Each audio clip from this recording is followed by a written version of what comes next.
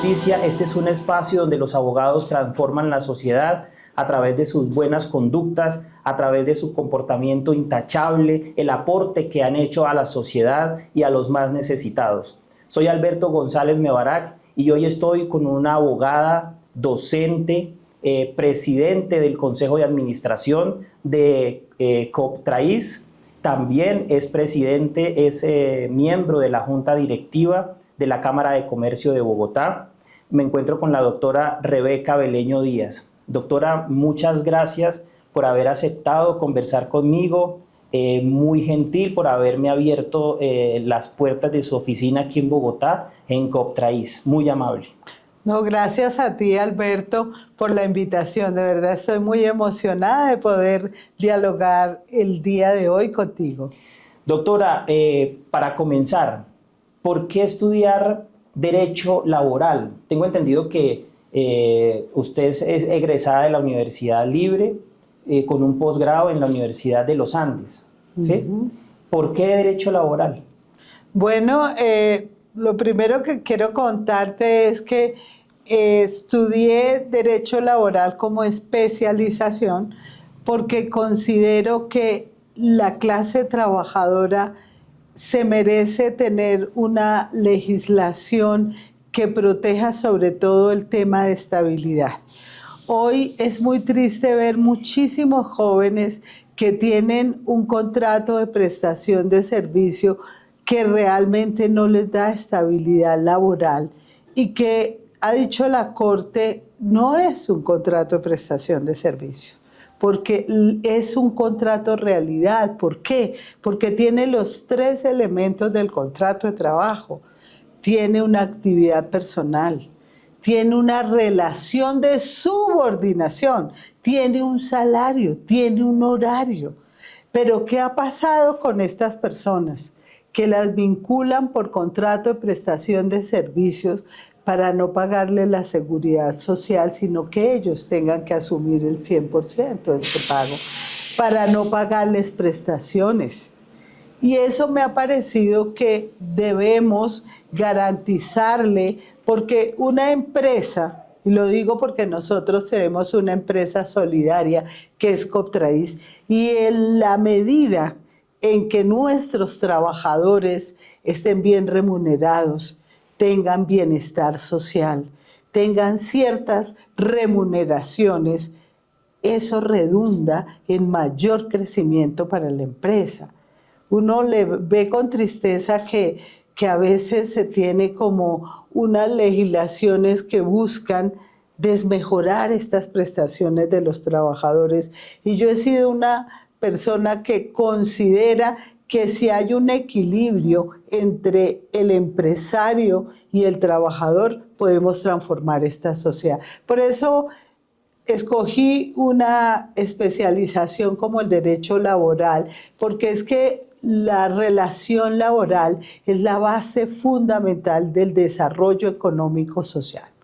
Ok, perfecto. ¿Y alguna motivación personal que la llevó a estudiar Derecho? ¿Cuál fue? Claro que sí. Yo recuerdo cuando era muy jovencita, tenía como, era niña quizás, unos 10 años. Yo soy provinciana. Sí. Yo nací en un municipio que se llama Tamalameque. Eso queda en el Cesar. Y ahí hay mucha historia. Es una canción sobre claro, eso, ¿no? Claro, porque claro, hay mucho mito. Claro, Alberto, imagínate que hay una canción divina sí. Y que te la quiero cantar un poquito. No, dale. Que dice, por las calles de Tamalameque, sí. Dice que sale una llorona loca que corre por aquí, que corre por allá, con un tabaco prendido en la boca. Esos mitos de esas regiones que hacían que la gente se sentaran, las familias, a contar historias. Yo era muy niña y yo me asustaba porque pensaba que en la noche me podía salir la llorona loca. Claro. Entonces, recuerdo un caso de una señora que me marcó muchísimo, porque es que ella, tú sabes que en los pueblos y en las provincias la gente a veces no tiene oportunidades. Sí. Era una señora provinciana, campesina, que tenía una parcela, pero que quería aprovechar para hacer un cultivo. un cultivo de yuca en esa parcela. No tenía recursos y acudió al prestamista del pueblo. Y el prestamista le hizo firmar una escritura de hipoteca sobre ese terreno. Okay. Pero ella, como no sabía leer ni escribir, pues firmó lo que el Señor le dio, el Señor le entregó el dinero y después le estaba cobrando unos intereses altísimos, la señora no pudo pagarlos y él empezó a iniciar un proceso ejecutivo para quitarle esa propiedad. Okay. Eso a mí me marcó muchísimo. Me marcó porque cuando mis padres me dicen, ¿sí sabes de la señora Magdalena? Aquella señora que venía a la casa a tomar guarapo. Esa señora va a perder lo único que tenía en la vida, su parcela, donde cultivaba sus elementos para sobrevivir. Eso a mí me arrugó el corazón y yo decía, pero ¿y ahora quién la defiende? Él decía, ya no tiene recursos para contratar un abogado. Y yo le dije a mis padres, yo algún día quiero ser abogado para tomar los casos de esas personas que no tienen quien las defienda. Y ahí es donde nace esa pasión por el sector solidario. Claro, ahí entonces empieza a surgir en mí el que no solamente lo importante es uno tener lo básico, es decir, tener unos padres que te suministren la educación, que te den alimentación, sino que alrededor tuyo hay personas que no tienen nada. Y ahí me empezó a surgir, oiga, si unimos esfuerzos entre todos, podemos hacer grandes cosas para que no exista ni una sola persona que se pueda acostar sin comer. Y me empezó a surgir como ese bicho de la solidaridad, del poder. O sea, pienso que la vida de uno es importante en la medida en que tú ayudes al otro. Y romper ese del individualismo, de yo tengo, yo soy, yo, cuando para mí, porque es una concepción de pronto personal y familiar, porque también viví en una familia maravillosa donde compartíamos todo. Sí. Y la verdad es que mi padre fue médico y era un gran líder social y él muere y quedamos nosotros de ser estrato 10 hasta el estrato 1, porque ya el que era proveedor ya no existía, ya nos tocó a todos. Pero ¿cómo salimos adelante? Aportando todos, uniéndonos todos y creando un emprendimiento que nos permitió salir. Entonces yo decía, oiga, este modelo funciona. Sí. Si todos aportamos y tenemos un objetivo claro, llegamos, pero individualmente es difícil. Entonces ahí surgió no solamente mi amor por el derecho, sino mi amor por la solidaridad y la ayuda mutua.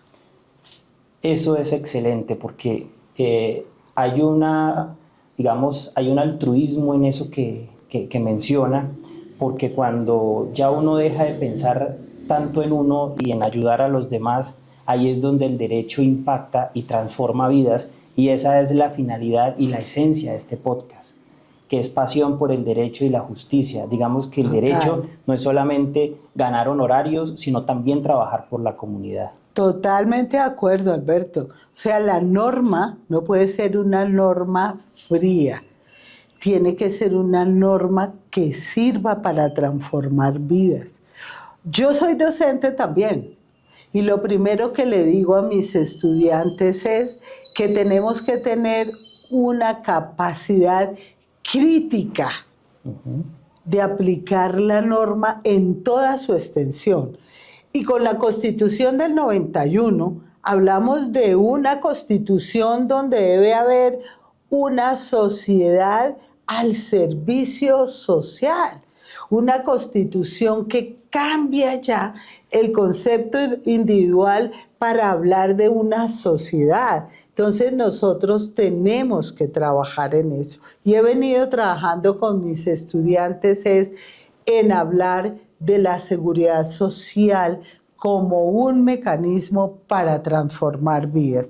Y el abogado no puede simplemente dedicarse a la literalidad de la norma. Por eso existen las altas cortes. Y tú puedes mirar que hay muchos casos en que en primera instancia te aplican la norma rígida, Sí. en segunda también, y llega a la corte y lo mira con un concepto social, porque estamos con un criterio en un país donde se debe aprovechar y se debe tener una constitución, un estado social de derecho, y la corte da un sentido diferente. Exactamente. Eso es para mí el derecho. El derecho debe transformar vidas, debe ser incluyente, debe ser equitativo y debe transformar esa mentalidad individual de los seres humanos. Lleva muchas décadas, pues más de 3 décadas, liderando procesos en el sector del cooperativismo, ¿cierto? ¿Cómo llega usted a ese sector? ¿Cómo aterriza ahí? Bueno, mira que eso es algo grandioso, porque lo que te contaba, mi papá fue médico, él trabajó en el Seguro Social. Cuando mi padre fallece, yo termino el bachillerato y pues la situación económica cambia, porque tener tú una persona que es proveedora, que te da absolutamente todo, por eso digo que la vida cambia muchísimo. Hoy tú puedes estar en una zona de confort y mañana no. A nosotros nos pasó eso, de tener un proveedor, una persona que uno no pensaba, oiga, ¿y cómo tengo la matrícula? ¿Cómo tengo la alimentación?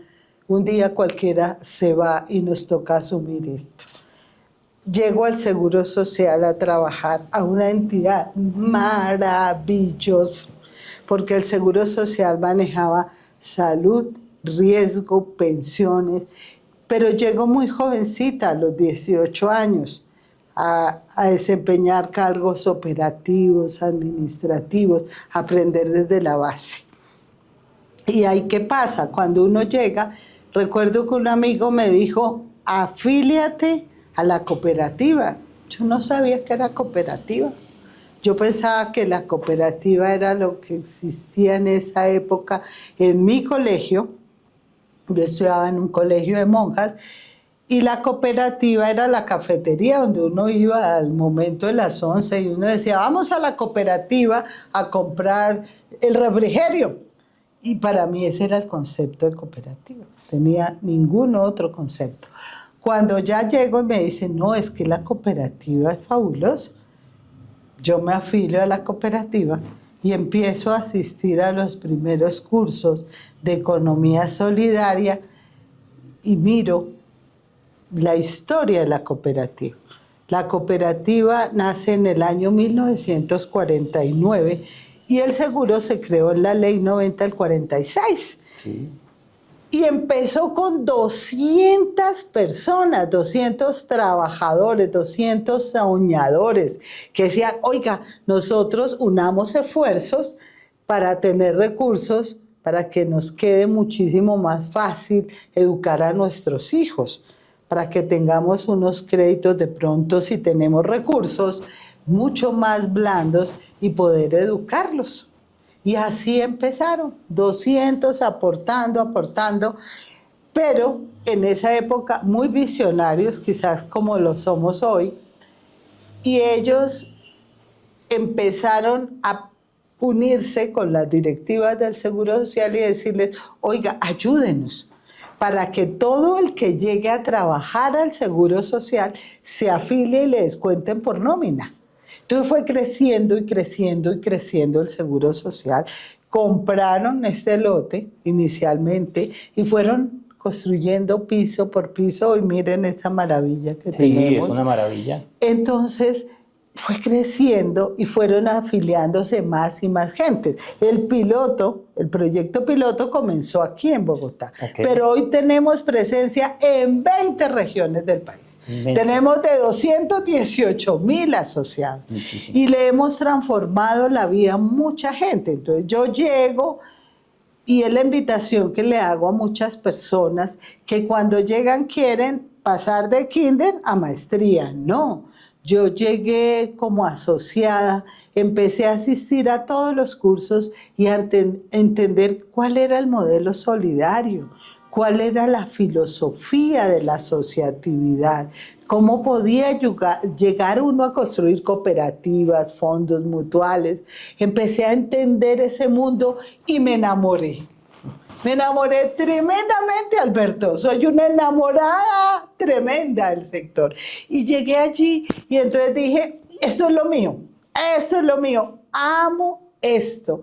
Y comencé a profundizar sobre el tema. Entonces llegué primero al Comité Nacional de Educación, después con todo ese esfuerzo llegué a ser delegada, a asistir a una asamblea, porque este es un sistema democrático, donde los cargos son designados por votación de los asociados y también es totalmente equitativo y igualitario, porque aquí no importa si tus ahorros son los máximos o los mínimos, tienes un voto, todos somos iguales, desde el señor de ahí de la portería hasta el gerente, igualitos. O sea, hay una equidad, hay una igualdad, hay un modelo maravilloso. Yo me enamoro de este modelo, llego allí y soy delegada, y después de ser delegada, se me da la oportunidad de pertenecer, me lanzo,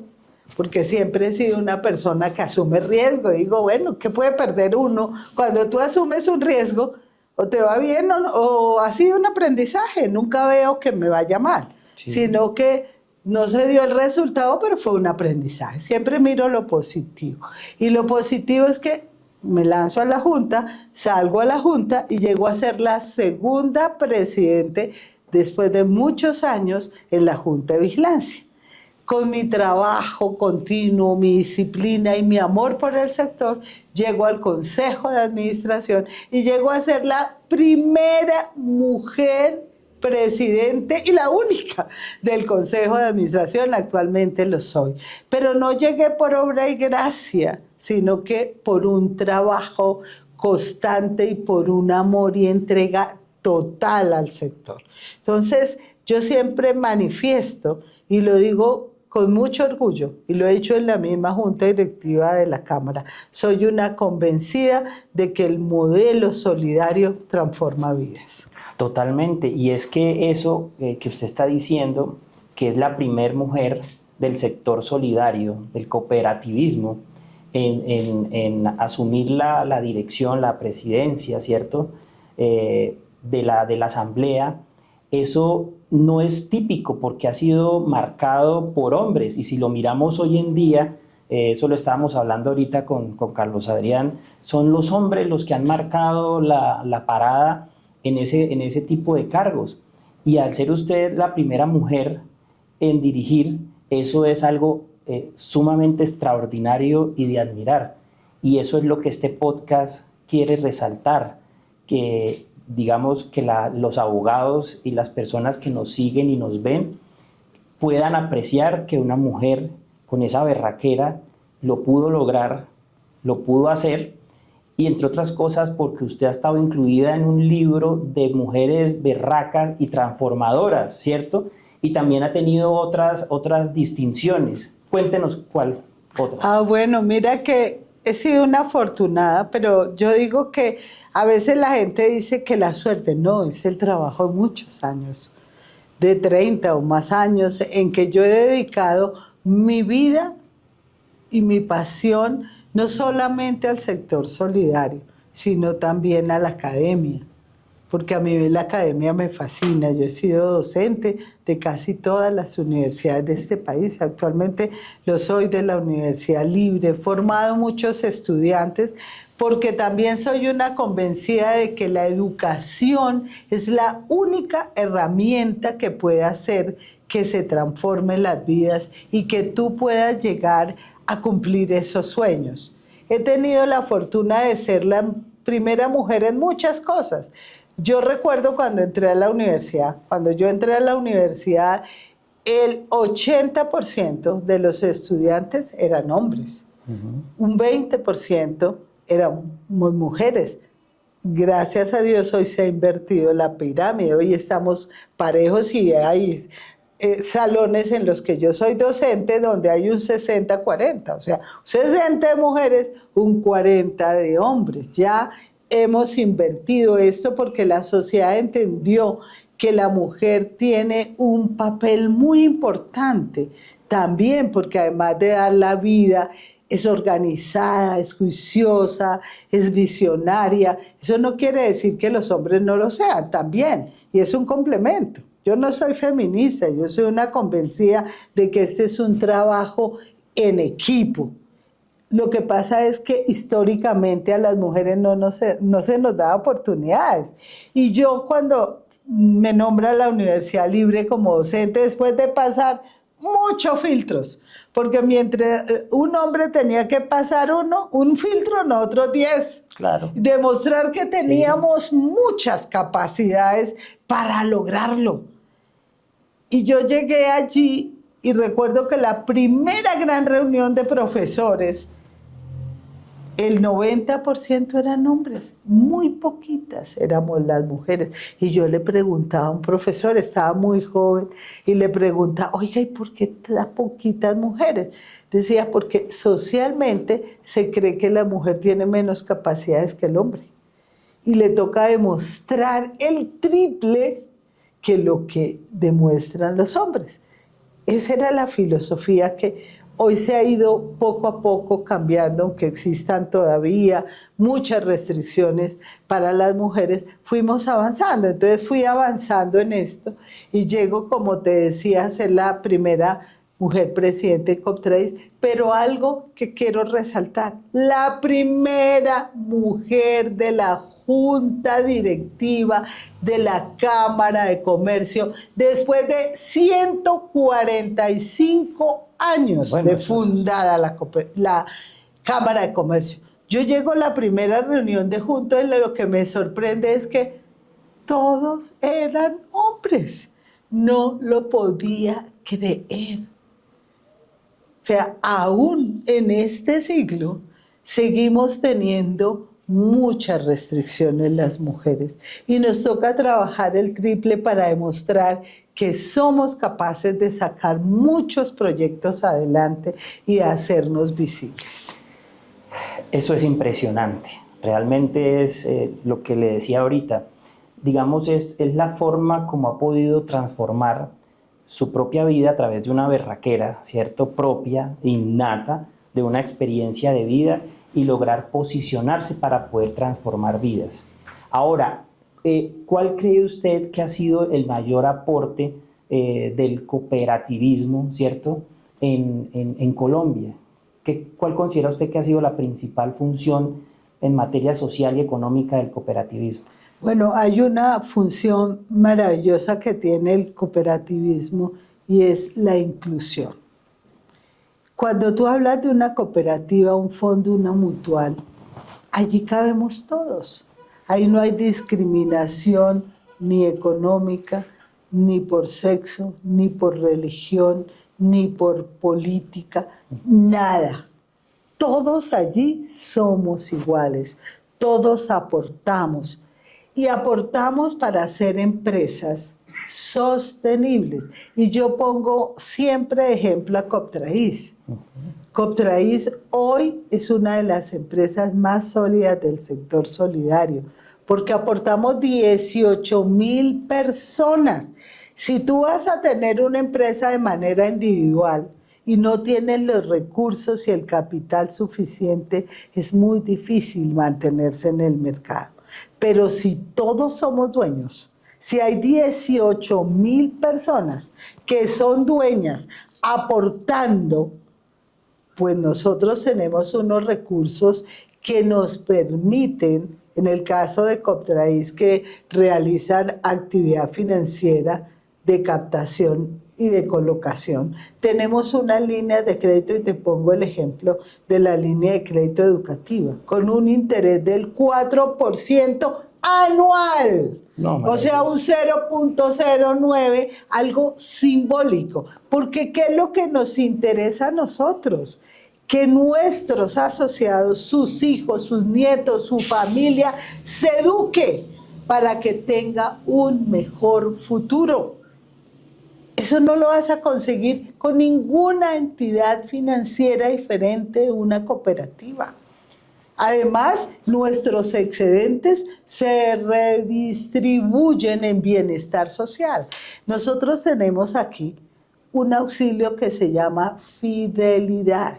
Y cuando el asociado llega a los 10 años de estar con nosotros, le damos 3 millones de pesos para que él los invierta en las necesidades básicas. Aquí los asociados han adquirido vivienda, vehículo.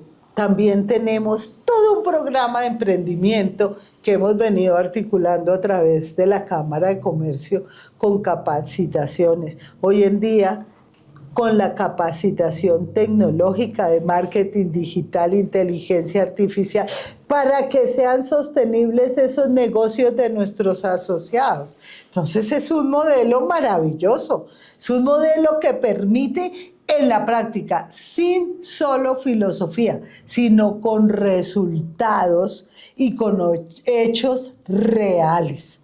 Okay. Ese es el modelo nuestro. Me ha pasado algo muy curioso en este podcast, y es que su berraquera lo lleva a uno a que yo voy a preguntarle algo y usted me la ha contestado, yo voy a hacerle otra pregunta y usted me la ha contestado. Eso ha pasado, pero digamos que para sintetizar, porque digamos, con base en lo que me está diciendo, puntualmente, ¿cuáles son los mayores beneficios entre el cooperativismo y la banca tradicional? Bueno, entre el cooperativismo y la banca hay muchísimos beneficios. Primero te digo, la banca tradicional normalmente a personas adultas mayores difícilmente le presta. Nosotros aquí en Coptraís tenemos un 40% de nuestros asociados son pensionados, con decirte que tenemos un segmento de personas mayores de 80, 90 y tenemos algunos de 100 años. Y a esas personas le prestamos. Normalmente ya no van a prestar para vivienda o van a prestar para un vehículo porque pues obvio que ya esas necesidades no son las de ellos, pero prestan para viajar. Claro. Pero prestan para otro tipo de situaciones familiares. Si ellos van a un banco, si ese señor de 100 años te pide un crédito para viajar, como lo tenemos, porque entre otras cosas quiero contarte que nosotros creamos una IAC, una institución auxiliar de cooperativismo que se llama Viacop, que es una agencia de viaje de las mejores del país y que hoy en día está organizando el mundial, ¿no? Para que ustedes todos vayan al mundial. Chicos, para que vayan Entonces, al chicos, mundial. vamos al mundial con Viacop.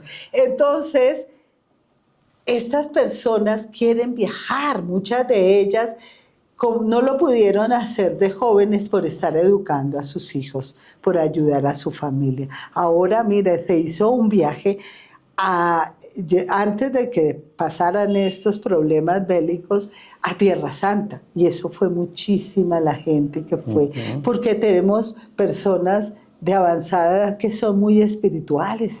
Y les dimos la opción de que fueran, porque adicional nosotros, aunque su familia no vaya, tenemos unas personas que le hacen el acompañamiento a esa persona que requiere estar con alguien por su edad. Entonces es un proyecto hermosísimo. Eso no lo tiene el banco. Nosotros nos preocupamos por el asociado. Tenemos un comité que se llama de fraternidad que tuvo una relevancia inmensa en la etapa de la pandemia. Porque en la etapa de la pandemia nadie visitaba a ese adulto mayor. Estaba muchas veces solo, abandonado. ¿Y qué hacían estos voluntarios? Aún arriesgando su propia vida, iban a preguntarle cómo estaban, a acompañarlos al médico, a buscarles el medicamento. Esa parte humana no la tienen los bancos. Nosotros basamos nuestra economía no en el capital, sino en lo básico. Y lo básico para nosotros se llama el ser humano. Bueno, eso es increíble. Y bueno, no tengo palabras porque digamos que hay una pasión por el sector solidario. Total. Que podríamos escucharla aquí, embobados todos aquí mucho tiempo. Pero bueno, le voy a hacer una pregunta de la calle. Por ejemplo, aquí está mi hijo. Ajá. Mi hijo tiene 21 años, está terminando Derecho, Sí. Carlos Santiago. Si él se quisiera ir para el Mundial el otro año, Coptraís, que es la cooperativa de trabajadores del Instituto de Seguro Social. Ese es el nombre. Porque Sí. lo hemos mencionado, pero no hemos dicho qué Sí, significa, ¿cierto? sí. Para las personas que no conocen. Sí, perfecto. ¿Coptraís le presta plata a él, sí o no? Pues en este momento, para que él vaya al Mundial, pues hay un programa en Viacó que es diferente al de Coptraís. Ok. Porque es que Viacó es una IAC Sí. y ahí es abierta. Ah, ok. Es decir, Viacó pueden ir personas. Te invito a mi chico para que vaya al Mundial. ¿Qué tiene que hacer? Acercarse a Viacó y empiece a hacer un ahorro programado. Ok. Empiece a ahorrar desde ya para que, porque estoy segura que Colombia va a clasificar. ¿Tú qué crees? No, que clasificamos. por Eso, supuesto. vamos a No, clasificar. claro, Entonces, claro. como Colombia va a clasificar, todos vamos a ir al Mundial. Entonces, vamos a empezar a ahorrar. Y él lo puede hacer en Viacom, abrir su cuentica y empezar mensualmente a hacer unos aportes para cuando llegue la etapa del Mundial ya tenga avanzado los recursos para el pago de los pasajes, del hospedaje, que es en una muy buena categoría, Sí. y va a estar acompañado y va a mirar a cuál partido va a asistir, porque como todo eso es aleatorio, depende de todos esos sorteos y de otras variables. Ustedes que saben bastante de fútbol, a mí me encanta, pero no sé mucho lo técnico, pero puede hacerlo. Puede hacerlo y está invitado a que lo haga. Lo puede hacer sin ningún problema. Sin ningún problema. Está invitado a que vaya a Viacom. Bueno, chicos, ya saben, aquí el equipo de producción pueden ir al Mundial. Vean. Los esperamos. Nos vamos todos para el Mundial. Doctora, Víctor Hugo es un escritor francés de 1802 que empezó a hablar sobre la disminución de la pobreza, ¿cierto? No hablaba del sector solidario, literalmente, pero sí empezó como a hablar de cómo disminuir la pobreza. Inclusive en su libro de Los Miserables hablaba pues, que abrir una escuela es como cerrar una cárcel, ¿cierto? Pues digamos que no literalmente, pero en su obra se intuye que es así, ¿cierto?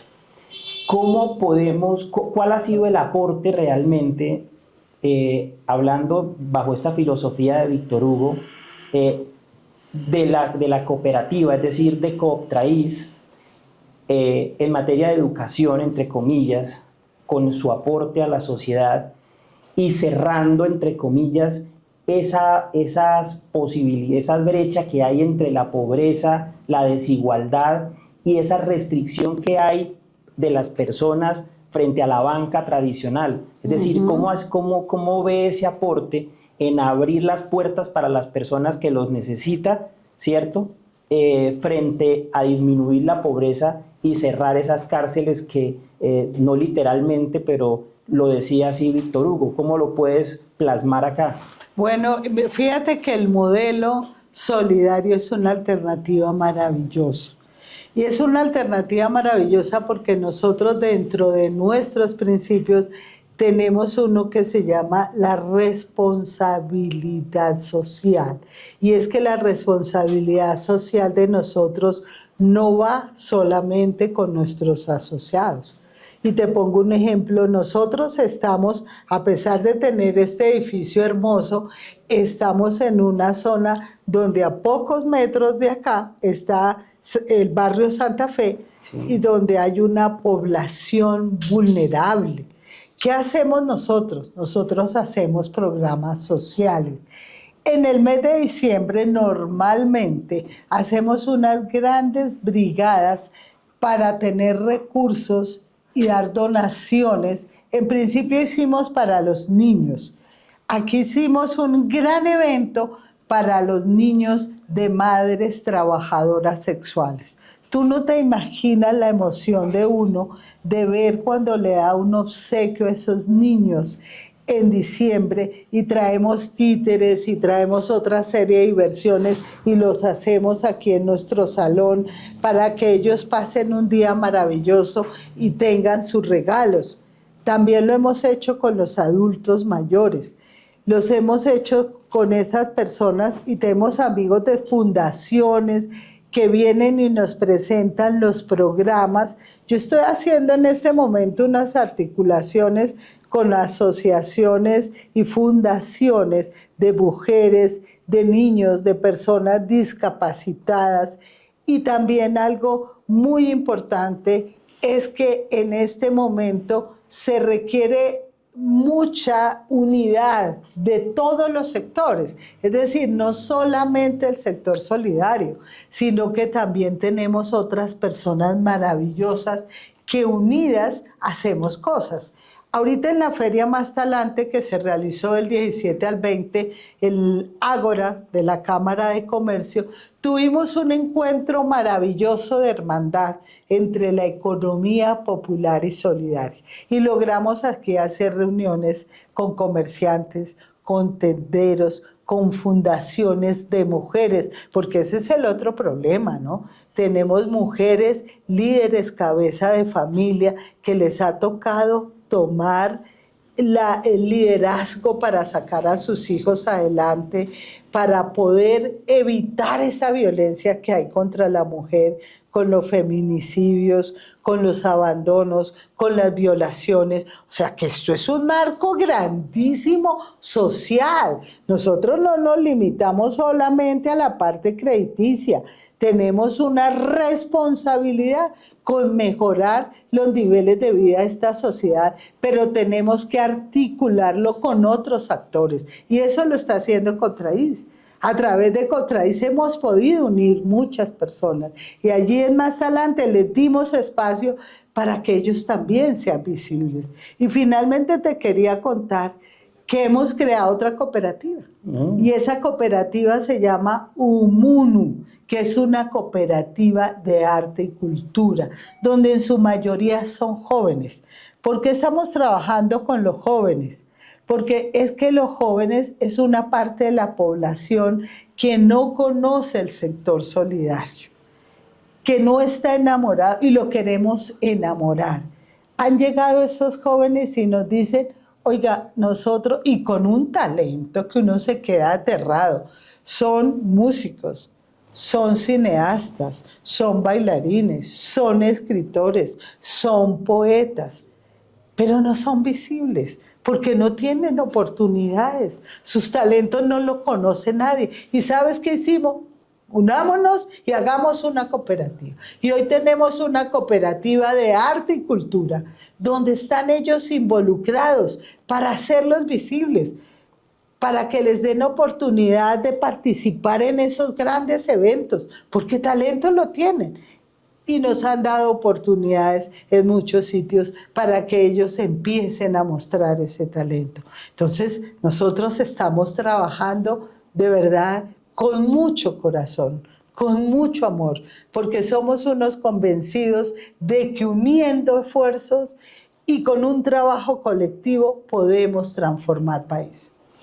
Doctora, muchísimas gracias por haber aceptado conversar conmigo nuevamente. Usted es un ejemplo de la mujer colombiana, un ejemplo de la mujer berraca, emprendedora, capaz, inteligente, altruista, donde ha podido transformar las vidas de las personas y donde las va a seguir transformando. Muchas gracias, porque esa pasión por el derecho, y a través del derecho ha podido transformar vidas, porque pues, el derecho está en todos los sectores de la sociedad, ha podido aportar para la transformación social y económica de las personas que más lo necesitan. Así como decía Víctor Hugo, si nosotros educamos, reducimos la pobreza y evitamos criminalidad. Muchas gracias por abrirme su oficina, por esa berraquera que usted irradia. Es un ejemplo para las mujeres, y usted es un ejemplo de cómo se transforma la sociedad. Mil gracias, y para mí es un honor haber podido conversar con usted. No, Alberto, a ti muchísimas gracias por darme la oportunidad de llegar a todos los colombianos y decirles que a través del derecho sí se puede y que los abogados algunos tienen mala fama porque desvían para qué se capacita uno, y el derecho tiene que ser esa herramienta de igualdad, de inclusión, de equidad. Muchos problemas se pueden resolver si llegamos a hablar, a conciliar y a buscar los puntos de convergencia. Entonces la invitación es: utilicemos el derecho, pero para transformar y hacer justicia social, Alberto. Muchas gracias a ti por esta entrevista maravillosa. Un aplauso para la doctora, por favor. Esto es Pasión por el Derecho y la Justicia. Nos vemos en el próximo capítulo. Hasta luego.